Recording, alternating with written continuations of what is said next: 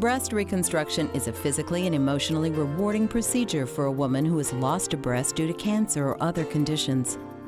The results of breast reconstruction can approximate a natural appearance and feel, and can greatly improve a woman's self-image, self-confidence, and quality of life. Breast reconstruction is surgery to recreate a breast that has been partially or fully removed using techniques of tissue expansion and the placement of a breast implant, flap techniques that use a woman's own tissue to create a breast mound, or a combination of procedures. The nipple and areola are reconstructed using flap, grafting, and other techniques.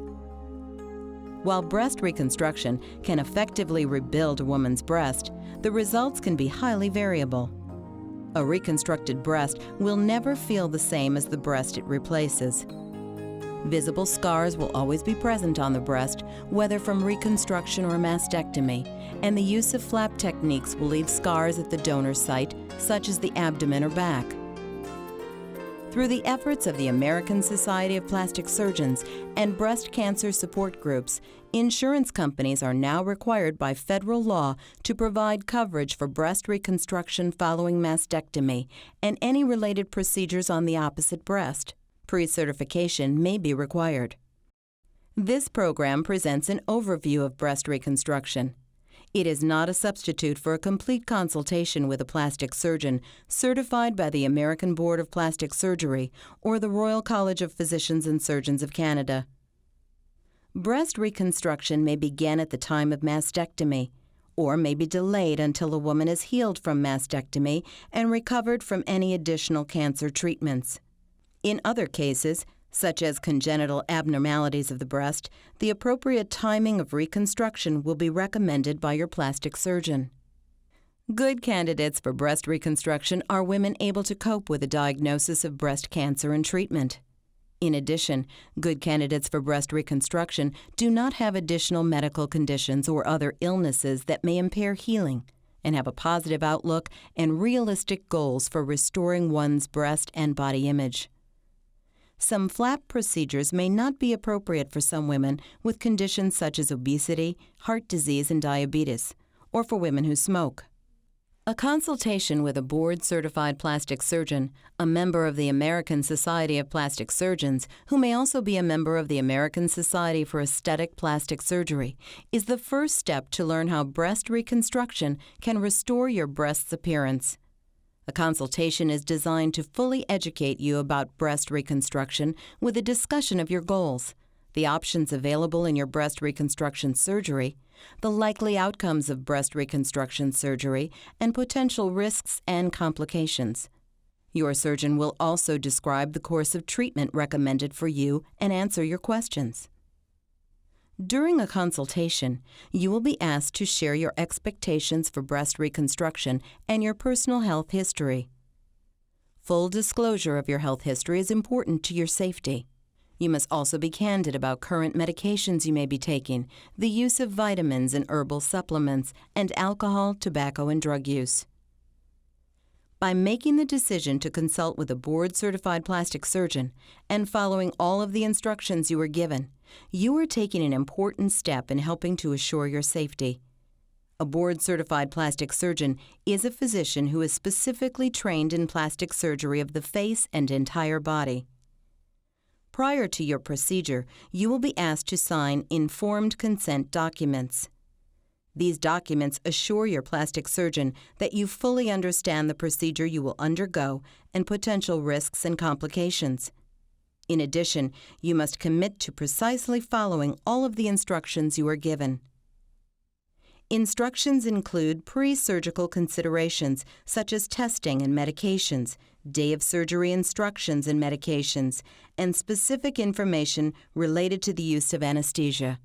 The surgical techniques involved in breast reconstruction are often carried out in stages and are most often performed in a hospital setting, with a possible short hospital stay. Members of the American Society of Plastic Surgeons and the American Society for Aesthetic Plastic Surgery are required to use only accredited surgical facilities. Initial procedures are more commonly performed under general anesthesia, or in some cases may be performed at the time of mastectomy. Flap techniques may result in a more natural-feeling breast and are performed when little tissue or muscle remains following mastectomy and will result in scars at both the breast and donor site and require a lengthy recovery. A tram flap uses donor fat, muscle, and skin from a woman's abdomen to reconstruct the breast. The flap may remain tethered to the original blood supply and is tunneled up through the chest wall, or the flap may be completely detached and formed into a breast mound using microsurgical techniques. In some cases where a tram flap is not recommended, a free flap using fat, muscle, and skin from the buttocks, abdomen, or thigh may be used to reconstruct the breast. This requires full detachment from the donor site and blood supply and special microsurgical techniques. A latissimus dorsi flap tunnels muscle, fat, and skin attached to its original blood supply under the tissue of a woman's back to the chest wall. Occasionally, the flap can reconstruct a complete breast mound, but more commonly provides the muscle and tissue necessary to cover and support a breast implant. While a few cases of mastectomy leave sufficient tissue on the chest wall to cover and support a breast implant, most do not. The alternative to a flap and breast implant combination is the use of tissue expansion. This requires an expander to be placed underneath the chest wall skin and muscle that is periodically filled with sterile saline solution over many weeks until an appropriate sized breast mound is obtained. Once filled, the expander is sealed and serves as the breast implant, or it may be replaced by a permanent breast implant in a second surgical procedure. In order to achieve symmetry between both breasts, your plastic surgeon may prescribe breast lift, breast reduction, or breast augmentation to the opposite or unaffected breast. In general, complications from plastic surgery of the breast include bleeding, poor healing at the incision sites, thick, discolored, or raised scars, changes in nipple sensation, and infection. Women who smoke are at increased risk of poor healing and are therefore advised to stop smoking for several weeks before and after surgery. In addition, with flap techniques, there is also the possibility of loss of sensation at the breast and donor sites, and the remote chance of partial or full loss of the flap due to poor healing. The use of breast implants in reconstruction may result in visible wrinkling of the skin over the implant, infection, or the development of a condition called capsular contracture. Following flap techniques, the insertion of an implant or tissue expander, gauze, and bandages will be applied to the incisions. A small thin tube may be temporarily placed under the skin to drain any excess fluid that may accumulate. Before being released, you and an accompanying family member, friend, or caregiver will be given specific instructions that may include how to care for the breasts following surgery, medications to apply or take orally to aid healing and reduce the risk of infection, specific changes to watch for at the surgical site or in overall health, and when to follow up with your plastic surgeon. In general, your recovery from plastic surgery of the breast may include swelling and discomfort at the incision sites and in breast tissue overall. Discomfort is common and can be controlled with medication. You should begin light walking as soon as possible following your breast surgery. In addition, a support bra may be recommended for the first few weeks following breast surgery. Initial wound healing may take 1 to 2 weeks, at which time any sutures will be removed if necessary. You should be ready to return to work or normal activity within a few weeks following breast reconstruction if you feel ready, but do not engage in any heavy lifting or vigorous exercise until your plastic surgeon gives you clearance to do so. Healing will continue for several weeks as swelling resolves and breast shape and position settle. Secondary procedures will reconstruct your nipple and areola. Breast reconstruction following mastectomy will help you feel physically and emotionally more positive about your self-image. Careful monitoring of breast health through self-exam, mammography, and other diagnostic techniques is essential to your long-term health. Over time, breast sensation may return. In addition, scars will improve, but will never disappear completely.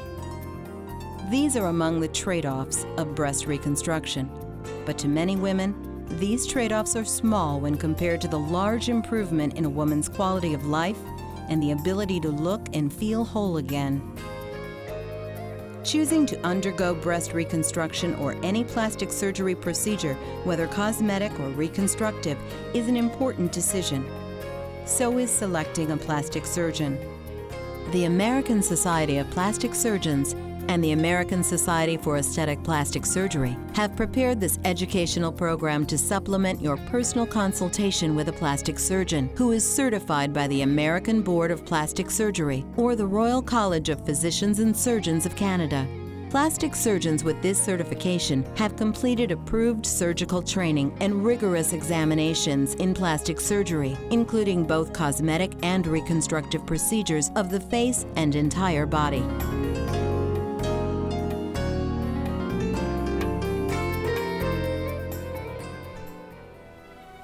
My name is David Janssen, and I'm a plastic surgeon here at Fox Valley Plastic Surgery in Oshkosh, Wisconsin. Today I'm going to discuss breast reconstruction, and really it's a big and very broad topic that requires that you understand at least some of the basics. And what I want to do is to discuss the ideas of what is new in breast reconstruction, assuming that people understand what their basic options are. Most people that have been diagnosed with breast cancer have either been advised to have a lumpectomy and radiation, or have had lumpectomy and radiation or mastectomy in the past, or are facing mastectomy in the near future. Some people haven't decided what they're going to do and are working on trying to make the decision not only from the perspective of removal of the breast, but what to do moving forward. There are several books written, but the books even that are in print in 2010 are a couple of years old. They are dated and don't include current information. People understand the old way of doing a breast reconstruction was either to use an implant or some type of a muscle or muscle flap where skin and muscle are transferred in to reconstruct a defect. What I want to do is really very briefly discuss those. The age-old way to reconstruct a breast was really to put in an implant, and putting in an implant in a breast was a problematic device. The reason it's problematic is once a breast is removed, putting in an implant requires that the pocket or implant be placed under the muscle. The problem is that the muscle doesn't go all the way down to the inframammary fold. In other words, the breast goes lower than the muscle. And so when we would put an implant in, if we elevated the lower aspect of the muscle so that the implant could be low enough, the tissue expander or the implant itself would eventually erode out through the incision line. And for that reason, when an implant was placed, we had to place it very high and keep the lower part of the muscle intact, and that resulted in a tissue expander sitting very high on a woman's chest and being expanded with several painful expansions over a period of several months' time, and then putting the implant or a permanent implant in to replace that months later, and still not having a great or natural droopy look to a breast. A newer way of doing that with an allodermal expander is going to be displayed for you on a movie now. Breast reconstruction post-mastectomy with alloderm regenerative tissue matrix. Breast reconstruction is a type of surgery done to restore a breast after mastectomy, the surgical removal of the breast. Breast reconstruction can occur at the same time as mastectomy or at a later time as a separate operation. A plastic surgeon typically uses the existing skin incision that was created by the breast surgeon in performing the mastectomy. First, the plastic surgeon lifts up the pectoralis muscle to form the upper part of a pocket under the muscle where the implant will be placed. The surgeon uses the contralateral breast as a guide during this part of the procedure to create symmetry in shape and size of the new breast. Alloderm regenerative tissue matrix is then anchored to the chest wall, creating the lower part of the pocket, which will hold the implant in place. Alloderm tissue matrix is derived from donated human tissue and acts as a replacement for missing tissue in the body. Alloderm tissue matrix also provides additional tissue for breast implant coverage where tissue may be very thin or has been removed. Here, Alloderm tissue matrix acts as a hammock for the breast implant and enables the surgeon to easily manipulate the implant position, which can result in a more natural-looking breast. Once the pectoralis muscle is pulled over the implant and the alloderm tissue matrix is properly tensioned over the lower pole of the breast for support, the two are sutured together. Scars typically fade over time. Alloderm tissue matrix can help recreate breasts that are more natural looking and feeling than traditional breast implant reconstruction techniques. And alloderm tissue matrix may also lessen the potential of developing other future complications that can occur with breast reconstruction surgery. The use of alloderm has really changed breast reconstruction all in the 2000s. We did not use this material in 2005, and so it is very new and has really changed the entire game in breast reconstruction. Alloderm is human tissue. It is cadaver tissue. It has been treated so that it can't carry disease, and it comes basically looking like a piece of wafer. It comes looking like a piece of toast. It really is firm and needs to be reconstituted when we use it. It goes through so many processes that it comes out rather stiff. The good part about that stiffness is it acts like normal human skin, and over time it expands. It functions like a hammock that gets looser over time. That gives women a more natural appearance to their lower breast as it droops in the lower breast like essentially their other breast does over time. It's a new option that has really revolutionized breast reconstruction and probably is in the 70% of what we do now for breast reconstruction. Muscle flaps, including a flap either from the latissimus, that's from the back, or from the abdomen, have taken a more minor role but are still very useful in patients that have a desire to have either a tummy tuck or patients who have an inadequate skin supply for them to have a reconstruction with alloderm, because even with an allodermal reconstruction we still require adequate skin coverage. If there isn't adequate skin coverage, we need to import that, and that will require the use of a muscle or a flap. The hard part about discussing breast reconstruction is really figuring out where you start. We have to do a detailed evaluation on any patient that we are going to look at and try to figure out not only where they start, whether they have a breast asymmetry, whether they have pure symmetry, whether they're really very good, and whether or not they're going to need radiation or chemotherapy after surgery. And so it's very difficult to do a one-size-fits-all reconstruction. We simply don't have that. But once we evaluate a patient, we make a determination of what we think they're going to need, and then we move forward with development of a plan. Our objective at Fox Valley Plastic Surgery is give the patient enough information that they can make their own determination of what they want done. A lot of that requires that you understand the lifestyle modifications that have to occur with, for instance, taking a muscle flap from a stomach can result in some abdominal wall morbidity, pain in your tummy, inability to do sit-ups, and some lifestyle changes that have to occur as a result of doing some of the flap reconstructions. Those same limitations, I would call them, don't necessarily occur when we use alloderm. But it really depends on what you look like and what your goals are when we move forward. A second major group of breast reconstructions are coming now to us through women who have had a lumpectomy.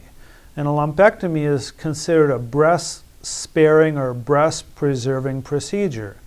The unfortunate part is lumpectomy is always, not sometimes, but always coupled with radiation. Radiation is a a process that really does a survival benefit and disease-free interval benefit for women with breast cancer. And if you have a lumpectomy, you will, by definition, get radiation. But it does have an effect on tissue. The effect on tissue is what we refer to as the three words progressive perivascular fibrosis. The breast gets smaller, it gets harder and tighter, and frequently women feel a desire to have that breast even after lumpectomy reconstructed. And so we do a significant number of breast reconstructions in women who thought they were having their entire breast preserved as a function of having had a lumpectomy. And so when they have an asymmetry because of the size of the lumpectomy or repeat lumpectomies or a result of the radiation shrinking their breast, we will then also do breast reconstruction in a partial mastectomy defect. The last part of this movie that I want to discuss is finishing. And really, finishing in our book includes completing a nipple areola reconstruction and then completing the breast by doing ancillary procedures. The ancillary procedures we tend to utilize include lipotransfer. Historically, women have come to me, especially young women, and say, if you could only transfer butt fat from my buttock to my breast, I'd be really happy. And although that can work, it's not something we do primarily for breast augmentation as an example, but it is something we do to finish when we do a breast reconstruction. The technique is known as lipostructure, transferring fat from one part of the body to the other by a liposuction technique and transferring that fat into areas around the breast. The problem with implant reconstruction is we're dealing with a foreign body, the silicone implant. And although we're dealing with normal tissue on one side, typically the normal breast, and a radiated lumpectomy breast or an implant reconstructed breast that hasn't been radiated, usually there are asymmetries at the completion of this procedure. To finish our patients, we offer the technique of lipostructure where we will actually liposuction their fat, spin the fat down, and turn around and inject it. And it really helps around the borders where it looks like there's an implant that interfaces with the chest wall, and by injecting fat around there, we can actually soften the borders and so that we can fix the result of a mastectomy and reconstruction by a series of procedures. Lipostructure fat usually will partially resorb. In other words, we'll do the procedure, we'll overfill, we'll lose, let's say, 40% of it. We'll have to do it as a repeated procedure. All the procedures I'm talking about, including reconstruction of the opposite breast for symmetry, let's call that the non-cancer side, are considered covered by federal law. And so that all breast reconstruction, including lipostructure to fix contour deformities, is covered by insurance, essentially universally in the United States. The only thing that isn't covered in some situations by some insurance companies, in our experience, has been the final tattooing of the nipple and areola to color the nipple and areola reconstruction the same color as the opposite side. Other than that, all of this is essentially covered by insurance. And the hard part is to know what any one woman's answer is without looking at them. And so this movie has to be broad and general rather than specific for your needs. One of the lessons we've learned over time is not to accept our definition of completion as the definition of completion. In other words, we have a significant number of patients who come to us for second reconstruction. They've had their reconstruction completed elsewhere, they've been told they're done, but they still don't like their result. And what we found is by listening to the patient and using the technique, especially of lipostructure, to fill in the areas around, in a couple of very brief, in fact, less than 1 hour outpatient procedures, we're able to refill an area around a woman's breasts and make them feel that their chest looks much more natural. And so a significant percentage of our practice now in breast reconstruction is doing reconstructions after a patient's already been told that they're completed.